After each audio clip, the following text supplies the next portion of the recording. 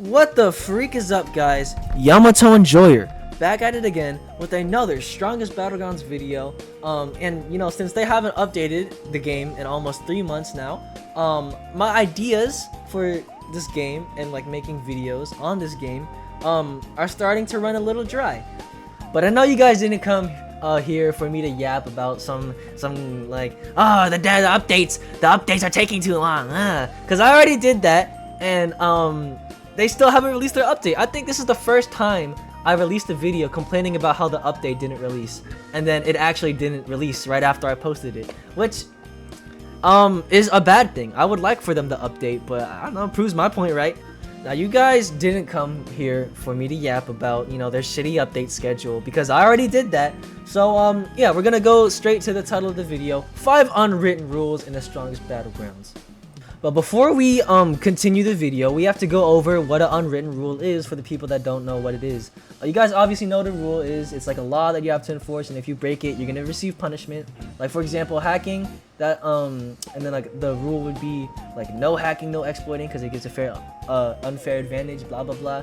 But an unwritten rule would be something like a little like less on that caliber, like alt tabbing. Like, alt tabbing is still like a problem, but you're not gonna get like majorly punished. Like, you're not gonna get like banned for it, or maybe you would, but it's not like as severe as hacking. You're not gonna get your account banned. But anyways, on to rule number 1.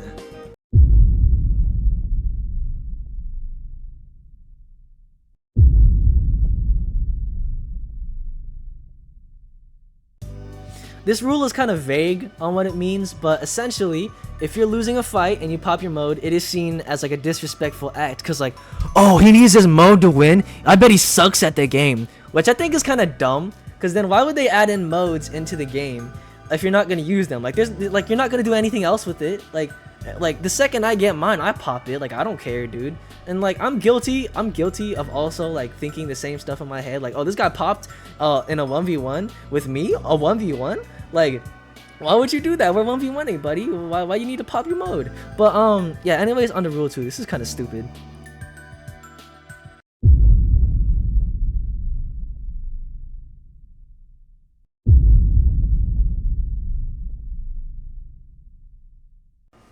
Now, if you play this game and you do not know what third partying is, have you been like living under a rock or something, man? You've done this at least once.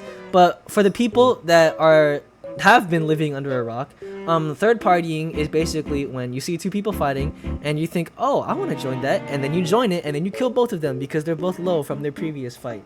I kind of get this rule, but in the strongest Battlegrounds, where, you know, the whole like game is based around like a free-for-all arena, I think it's kind of dumb. But I can understand the people that follow this rule, because sometimes you just want to have a fair 1v1 without anyone interfering, and then the Genos guy with like 20,000 kills comes over to you, and then he hits you with the blitz shot, and then he L emotes on you like, take the L, you know what I'm saying? But yeah, under rule number trace.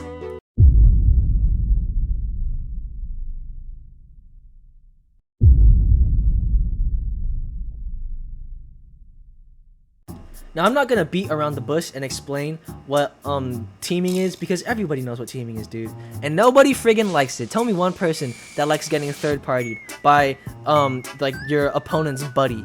And then now you have 2 people to worry about. You have double the health bars to worry about, and you're probably already low from fighting the first guy. Now, I'm obviously not gonna pretend like I'm some saint, like, oh, I would never team, that's immoral, that's wrong. Like, dude, I've teamed more times than I can count. Like, more times than there are numbers in math. Like, and there are a lot of freaking numbers, dude. I can only count up to like 1, 2, 3, 4, 5, 7. Like, I can only count up to that many numbers, and I've teamed way more than that. So I understand why you do it. It's fun, you know. And if your friend is getting like horribly pieced, you just hit them once and their combo string stops. But when it's happening to you, it's just friggin' annoying, man. No one likes teamers. Stop teamers.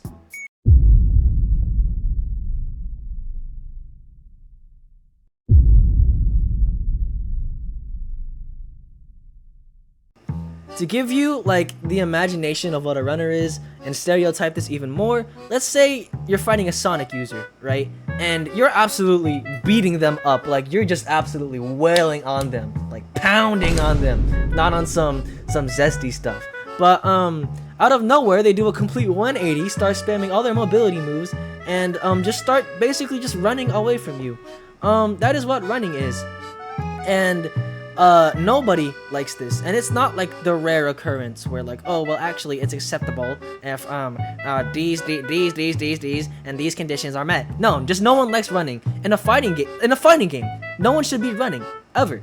Nothing is at risk in the strongest battlegrounds. What are you risking? You're risking. Oh, my ego! I'm gonna die! You're risking nothing. So why are you running? Just take the L.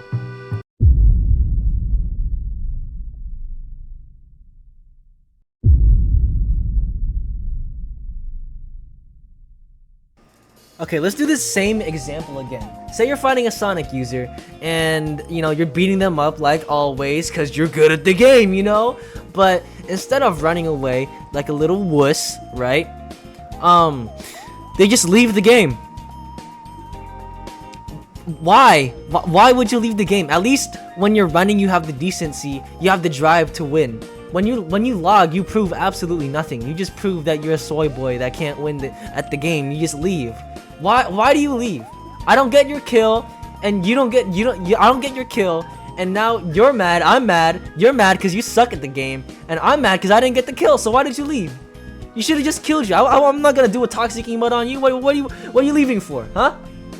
But anyways, guys, this is actually not going to be the end of the video, because I will be showing you the bloopers of how I make my video, because I think it's funny, and you can skip it if you want, but this is basically the end of the video. So, you know, like, subscribe, comment, do all that stuff. Ooh, I bet those buttons just glue up when I said it. Ready? Subscribe, subscribe, subscribe. If you don't believe me, I'll say subscribe again, and this time you look at the subscribe button. Subscribe. If it lit up, you have to subscribe to me.